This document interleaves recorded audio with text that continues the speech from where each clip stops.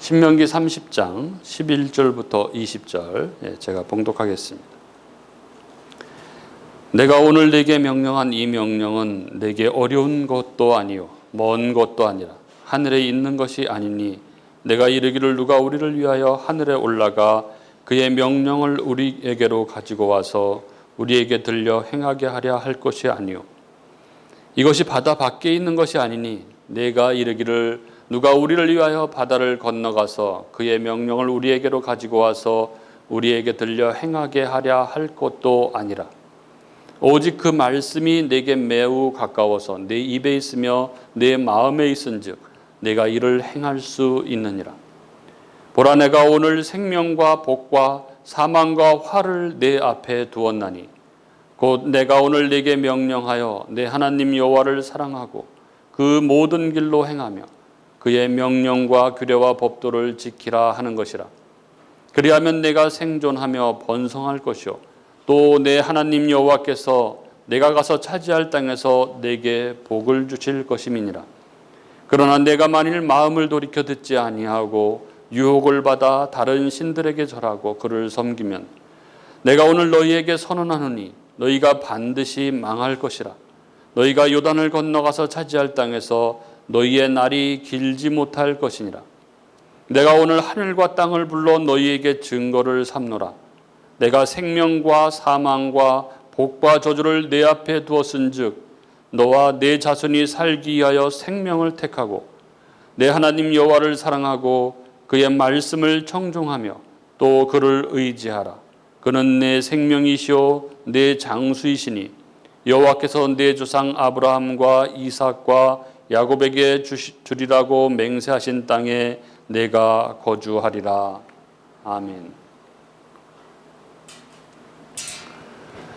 오늘 우리가 함께 나눌 이 신명기 30장 11절부터 20절인데 오늘 본문은 이 신명기가 34장까지 되어 있는데 이 가운데 30장의 마지막 부분입니다. 신명기 1장부터 30장까지는 모세가 이 가나안 입성을 앞둔 이스라엘 이 출애굽 2세들에게 전한 이 3번의 설교로 구성되어 있다고 여러 번 말씀을 드렸습니다.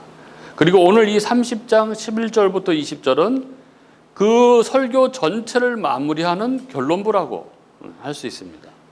따라서 이 문학적으로 볼 때 너무나 중요한 부분이 아닐 수 없습니다.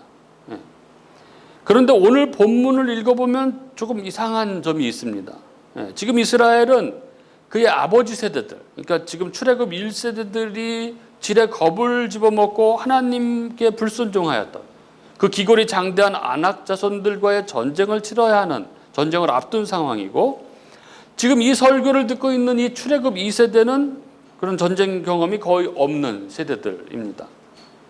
그럼 이 중요한 부분, 이 가나안 진군을 눈앞에 두고 진행된 이 3번째 설교, 그 마지막 종결부에는 당연히 앞으로 곧 있을 전쟁에 대한 그 이야기, 전쟁에 대한 격려의 말이 있어야 정상이지 않겠습니까? 즉 만군의 여호와, 그를 대적할 군대는 세상에 어디에도 없으니까 굳건한 믿음으로 전진해서 승리를 쟁취하라. 하나님이 반드시 승리를 주신다. 세계 최강인 애굽의 군대도 힘 한 번 못 써본 그 하나님 아니냐. 뭐 이런 얘기를 들려줘야 되는 그런 부분 아니겠습니까? 그런데 이 부분에는 전혀 그런 이야기는 나오지 않습니다. 여러분 모세가 누구입니까? 성경에 나오는 인물 중에 예수님을 제외하고 모세처럼 이 하나님의 엄청난 기적을 많이 일으킨 인물은 없습니다. 하나님의 권능이 함께하면 어떤 위험과 환난에서도 건져줄 뿐 아니라 엄청난 역사가 일어난다는 것을 모세만큼 잘하는 사람은 없습니다. 그런데 지금 이 시점, 그 하나님의 능력이 절실한 이때에 그는 끝까지 그 이야기는 하지 않습니다. 대신 그가 강조하고 강조해서 전하는 말은 바로 하나님의 계명, 하나님의 말씀에 순종하라 하는 것입니다. 마지막 설교, 이 마지막 설교는 이 죽음을 앞둔 모세에게 있어서는 이 이스라엘에게 전한 유언과 같은 것입니다. 유언은 평생을 살아오면서 깨달았던 가장 중요한 진리나 그 일에 대해서 후손에게 설명하고 그것을 어떻게 누리며 살 수 있는지에 대해서 가르쳐 주는 것이 유언이죠. 말하자면 지금 이 이야기는 모세가 그의 120년 인생에서 가장 그 철저하게 깨달은 궁극적인 진리라고 말할 수 있습니다. 그가 어떤 인생을 살았습니까? 바로의 궁정에서의 40년, 왕자로, 애굽의 왕자로 40년, 그리고 미디안 광야에서 이드로 이방 제사장의 사이로 40년, 또 그 80년을 사는 동안 그에게 하나님은 거의 실존하지 않는 것처럼 그렇게 여겨졌을 것입니다. 아무리 기도해도, 심지어 동족을 목숨을 걸고 살인을 해도 하나님은 그에게 느껴지지 않았고 하나님의 말씀은 그에게 전혀 들려지지 않았습니다. 하나님은 실제하지 않는 것처럼 느껴졌습니다. 그러나 그런 그에게 하나님이 그 떨기나무 불꽃으로 임재했을 때 그동안에는 하나님께서 부재하셨던 것이 아니라 단지 침묵하셨다는 것을 그는 깨달았죠. 그리고 이후 하나님의 말씀에 붙들려서 살아온 그 시간, 그가 하나님의 명령을 따라서 이스라엘을 출애굽을 이끌면서 그가 확인하게 된 것, 그의 인생에서 그가 철저하게 깨달은, 그가 생각하기에 인생에서 가장 중요하다고 생각하는 것, 그것은 바로 하나님의 능력에 의지하는 것보다 더 중요한 것은 바로 그분의 말씀대로 사는 것이라는 것이죠. 그리고 그분의 말씀에 순종하며 사는 것이 바로 생명과 죽음을 가르는 분기점이다라고 말하고 있는 것이죠. 오늘 본문을 반복해서 읽어보면 이거를 한 서너 번만 읽어도 막 강력한 어떤 음성이 들리는 것처럼 그렇게 느껴집니다. 막 천둥 같은 막 그렇게 소리가 들려오는 것처럼 느껴집니다. 무슨 음성입니까? 생명과 죽음 가운데 택해라 하는 것입니다. 하나님의 생명을 가진 자로 살아갈 것이냐, 아니면 죽은 자로 살아갈 것이냐, 택하라 하는 것입니다. 그리고 그것의 기준은 바로 하나님의 계명, 하나님의 말씀에 순종하는 것이다 하는 것입니다. 오늘 이 말씀이 우리 심령에 하나님의 음성으로 울려 퍼지는 그런 은혜가 있기를 간절히 소망합니다. 여러분 어떻습니까?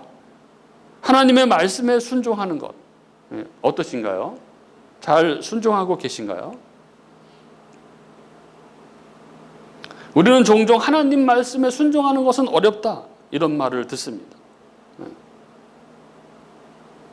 그리고 하나님을 믿지 않는 이 세상을 우리가 살아가면서 정말 이 하나님 말씀에 순종하며 그렇게 살아가는 것은 너무나 어렵다 이런 이야기들을 합니다.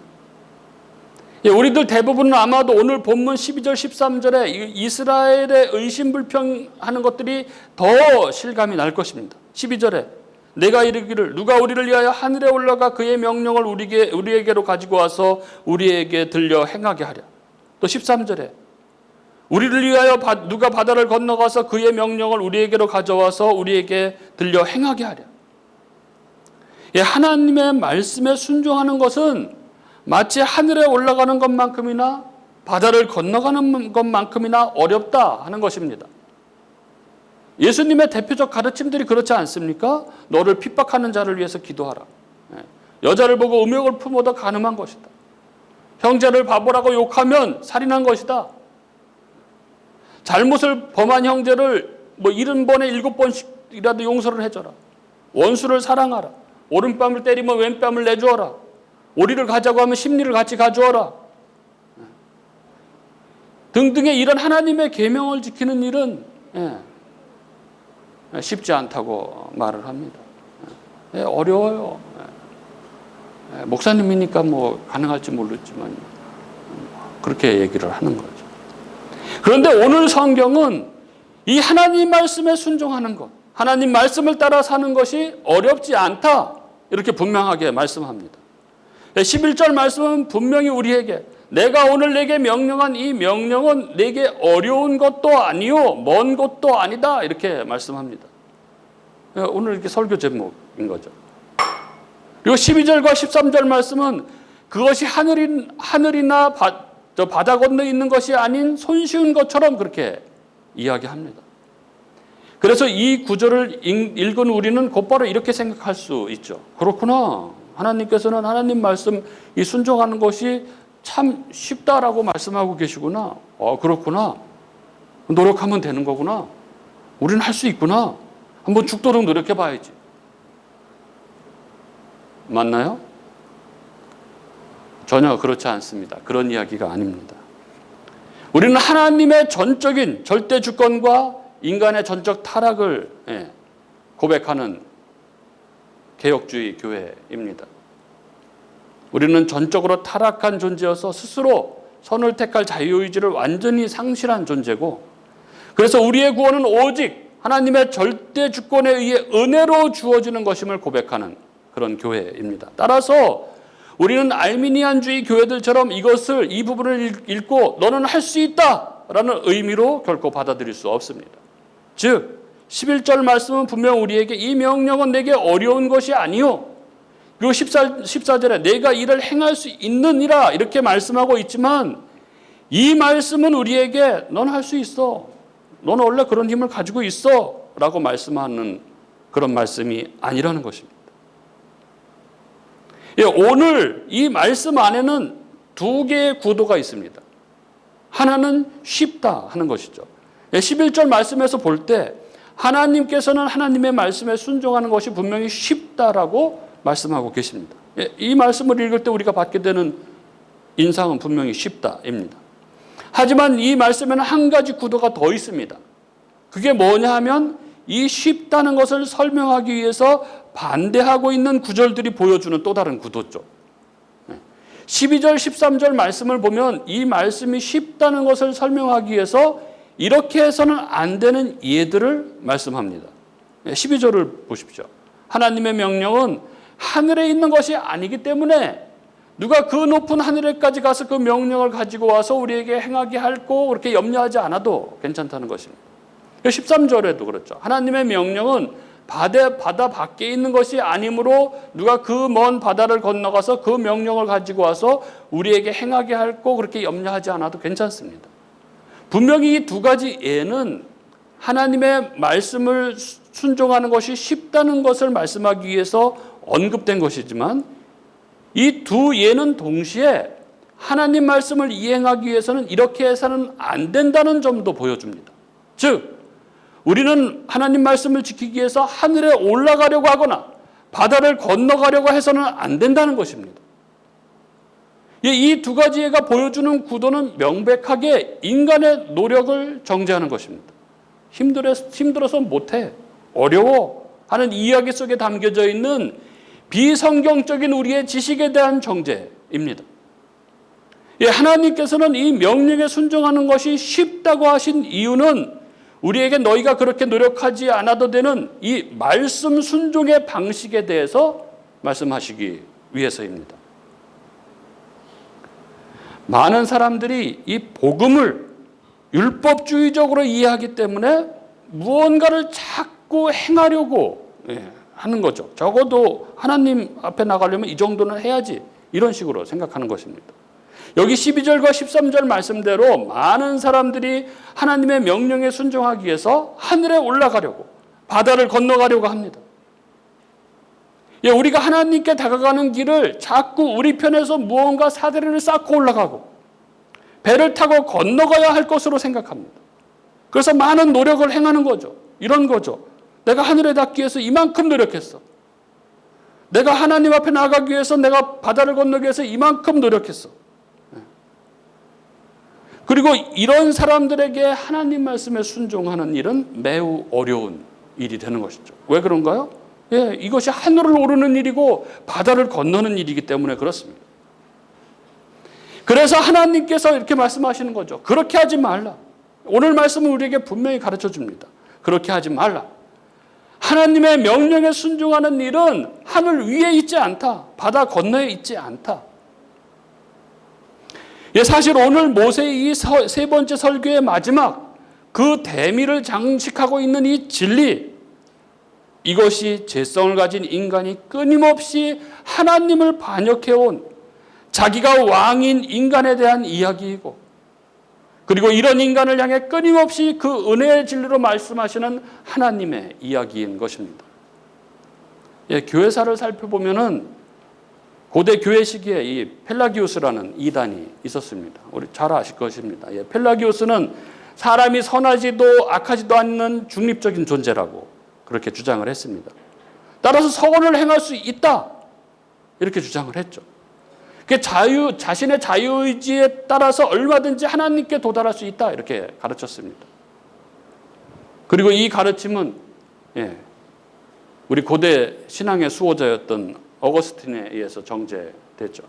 그렇지만 곧 이후에 이 펠라기우스의 사상을 이어받은 반펠라기우스주의자들이 등장을 합니다. 이 반펠라기우스는 펠라기우스를 반대하는 것이 아니라 반. 이들은 적당한 선에서 타협한 거죠. 그러니까 비록 인간이 중립적이라고 했던 이 펠라기우스의 견해는 버렸지만 인간이 중립적이진 않지만 병들어 있는 상태라고 그렇게 주장을 했던 거죠. 그래서 여전히 회생 가능하다고 그렇게 믿었습니다. 그래서 이들은 인간이 비록 스스로의 힘으로 구원을 이룰 수는 없지만 하나님께서 일으켜 주시기만 한다면 인간이 구원을 이룰 수 있다고 그렇게 생각을 했던 거죠. 즉 구원이란 하나님의 은혜와 인간의 노력의 합작품이라고 그렇게 주장을 했습니다. 그리고 이러한 이단들의 끊임없는 도전에 대해서 교회는 성경의 말씀을 근거해서 이들의 이단적 사상들로부터 교회를 지켜왔습니다. 그게 바로 정통교회들의 가르침이죠. 그것이 바로 타락한 교리를 바로잡고 성경적 교회로 바로 서고자 했던 개혁교회들의 신조들입니다. 그리고 그 교리, 그 진리의 중심에는 하나님의 절대 주권과 인간의 완전 타락이 있는 것이죠. 예, 하나님의 말씀은 우리가 완전히 타락했다고 그렇게 가르칩니다. 우리는 스스로 전혀 선을 행할 수 없는 존재라고 그렇게 가르칩니다. 성경은 인간이 병들어 있지 않고 죽어 있다고 그렇게 가르칩니다. 예, 성경적 신앙은 펠라기우스와 이 반펠라기우스주의 모두를 배격합니다. 그리고 성경은 이것을 사닥다리라는 이미지로 우리에게 이것을 설명합니다. 예, 성경에는 하늘에 계신 하나님과 우리 인간을 연결시켜주는 두 가지 방법이 나옵니다. 즉 두 개의 사닥다리가 등장합니다. 첫 번째 사닥다리는 창세기 11장에 나오는 사닥다리입니다. 바로 바벨탑이죠. 바벨탑은 땅으로부터 하늘로 쌓아 올라가는 사닥다리입니다. 사람 편에서 하나님 쪽으로 도달해 보려는 시도입니다. 이것은 펠라기우스주의나 반펠라기우스주의의 사닥다리인 것이죠. 이들은 땅으로부터 하늘에 도달해 보려고 했습니다. 사람이 무언가를 행하는 것을 통해서 열심히 수고하고 노력하는 일을 통해서 하나님께 도달하려고 했습니다. 하지만 이 노력은, 이 시도는 결국 숲으로 돌아가고 말았죠. 예, 바벨탑이라는 이 사닥다리의 결과가 무엇이었습니까? 사람은 하나님 편에 도달하지 못했고 오히려 이 시도는 하나님을 진노케 했습니다. 그래서 그들은 심판을 받았고 열국으로 흩어지게 되었죠. 예, 또 다른 사닥다리가 있습니다. 다른 하나는 베델에서 잠자던 야곱에게 보여주셨던 하나님의 사닥다리이죠. 예, 창세기 28장에서 야곱은 바벨탑에 대항하는 새로운 사닥다리를 보게 되죠. 이 사닥다리는 하늘과 땅을 연결하는 사닥다리입니다. 그런데 이 사닥다리는 바벨탑과는 달리 하늘로부터 내려온 사닥다리입니다.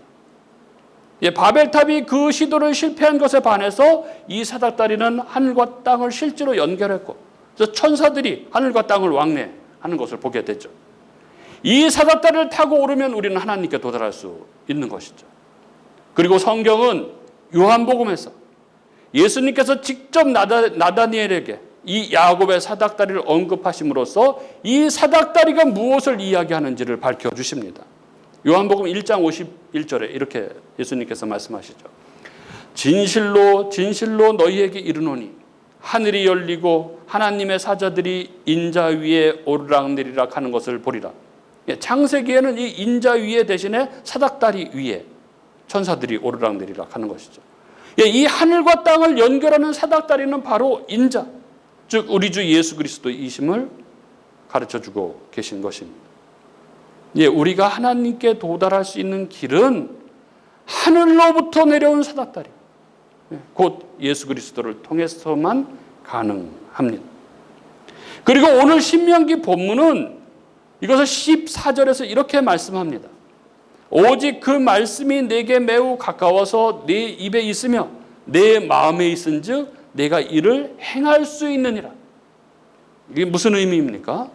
이것은 유대인들이 이 모세오경을 줄줄이 외워서 낭송하기 때문에 하나님 말씀에 순종할 수 있다 이렇게 이야기하는 것입니까? 아니면 힘든 상황이 닥치더라도 최소한 인내할 수 있는 믿음의 말씀이 마음에서 자연스럽게 떠오르게 된다는 그런 이야기입니까? 그래서 이 시험과 유혹을 이겨내고 말씀에 순종할 수 있다 이렇게 이야기하는 것입니까? 아닙니다. 여기 24절에 하나님의 말씀이 내게 매우 가까워서 내 입에 있고 마음에 있어서 나는 행할 수 있다라고 선언하는 이 이유는 바로 앞 문맥을 전제한 선언입니다. 이 앞에 나오는 6절에 8절 이야기죠. 6절부터 8절 이렇습니다. 내 하나님 여호와께서 내 마음과 내 자손의 마음에 할례를 베푸사. 8절에 보면 다시 여호와의 말씀을 청중하고 내가 오늘 내게 명령하는 그 모든 명령을 행할 것이라.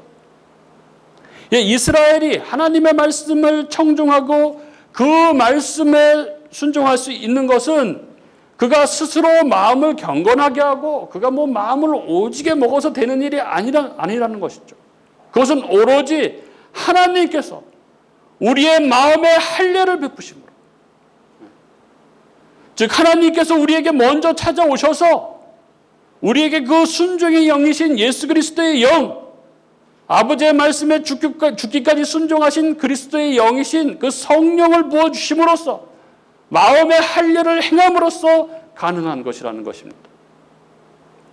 그리고 이 말씀, 하나님 여호와께서 내 마음과 내 자손의 마음에 할례를 베푸사 우리로 말씀에 순종하게 하신다는 이 말씀이 하나님께서 당신 백성에게 성령을 부어주심으로 이루시는 말씀이라는 것을 성경은 로마서를 통해서 다시 한번 증거합니다.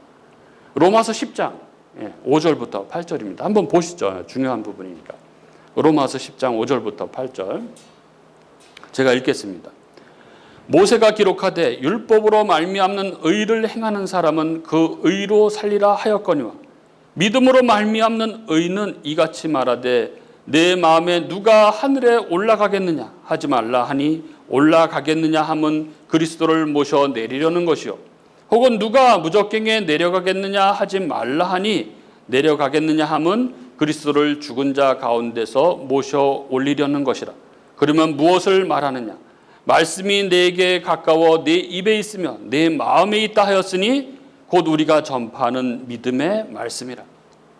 이 말씀은 신명기 30장 14절, 11절부터 14절 말씀의 정확한 인용입니다.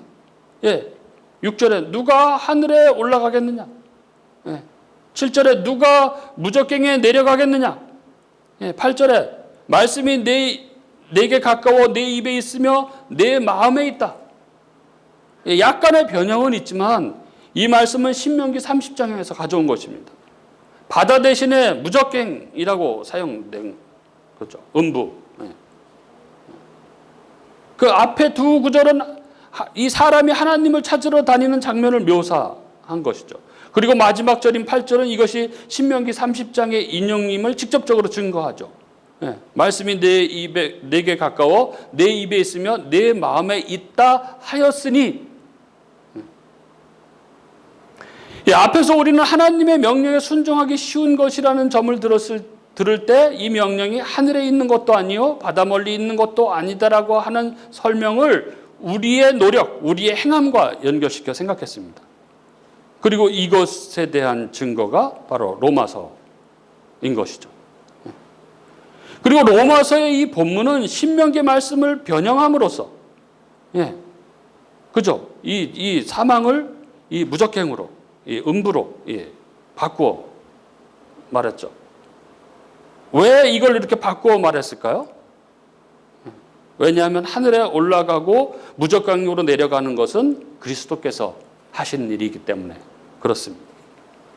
우리로서는 도저히 불가능한 일, 그렇게 하나님께서 인간의 모습으로 오셔서 우리를 대신해서 율법의 모든 요구를 충족시키신 분, 십자가의 죽으심으로 음부에 무적행에 내려가신 분, 그 모든 순종의 길을 가신 분, 그분이 하나님이신 그분이 우리 인간의 모습으로 오셔서 행하신 일이라는 것을 로마서는 증거하고 있는 것입니다. 이 로마서가 가르치는 이 하나님께로 가는 길은 아주 단순하고도 명확합니다. 하늘로 올라가거나 음부에 내려가는 일은, 무적행으로 내려가는 일은 우리가 할 일이 아닌 것이죠. 우리는 이것을 행하는 것을 통해서 하나님께 도달할 수 없습니다. 그 일은 예수님께서 하신 일이죠. 그래서 참된 믿음은 아주 가까이 우리 입술과 마음에, 아니 우리 안에 있습니다. 하나님께서 성령으로 우리 안에 오신 것이죠. 그래서 하나님 말씀에 순종하는 자, 그게 바로 믿음을 가진 자, 성도라고 말씀하고 있는 것이죠. 그러면 이제 우리는 우리 자신에게 한번 물어봐야 합니다. 나에게는 하나님 말씀에 순종하는 것이 쉬운가? 나는 하나님 말씀에 순종하는 것이 어려운가? 우리가 자주 하고 자주 듣는 말, 많은 사람들이 실제로 신앙생활에서 이런 푸념들을 합니다. 하나님 말씀은 너무 높고 고결해서 나는 지킬 수가 없어. 나는 내 삶은 엉망이잖아. 그러나 우리는 기억해야 합니다. 우리가 자신이 무엇인가를 할 수 있을지 없을지를 말할 때 대부분의 그 마음가짐이 자신에 대한 신뢰에 기반하고 있다는 것을 우리는 기억해야 합니다. 즉 거기에는 신자에게 있어서 가장 중요한 것, 내 안에 오신 그 성령, 그 예수 그리스도의 존재를 잊고 있다는 것입니다. 마태복음 11장에서 예수님께서 이렇게 말씀하십니다. 수고하고 무거운 짐진 자들아 다 내게로 오라. 내가 너희를 쉬게 하리라. 나는 마음이 온유하고 겸손하니 나의 멍에를 메고 내게 배우라. 그리하면 너희 마음이 쉼을 얻으리니 이는 내 멍에는 쉽고 내 짐은 가벼움이라 하시니라. 순종은 결코 내 노력으로 이룰 수 있는 것이 아닙니다. 성도에게 있어서 순종은 주님의 멍에를 맬 때 가능합니다. 성도에게 있어서 순종은 주님을 의지할 때, 주님께 기댈 때 가능합니다. 순종은 내 힘든 노력이 아닙니다. 순종은 자기 부인입니다. 사랑하는 우리 교우 여러분, 이 생명의 길, 말씀에 순종하는 삶은 어려운 것, 내 노력으로 이루어지는 것이 아닙니다. 그 축복과 생명의 길인 이 순종의 길은 쉬운 것입니다. 그저 예수님의 멍에를 매는 것입니다. 예수님을 의지하는 것입니다. 나의 그 지옥 같은 그 욕망의 늪, 그 지독한 고통의 늪이 아닌 만왕의 왕 되신 그 주님의 통치를 받아들이는 것입니다. 내 안에 이미 오신 그분을 의지하는 것입니다.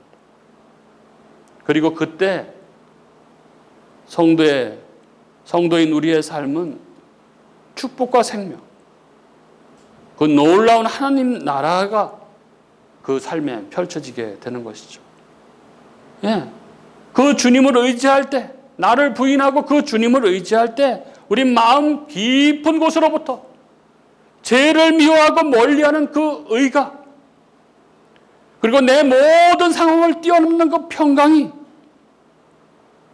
그리고 세상이 줄 수 없는 그 마음 깊은 곳으로부터 올라오는 그 희락이 내 삶을 가득 채우게 되는 것입니다. 그게 바로 성도고, 그게 바로 성도의 삶입니다.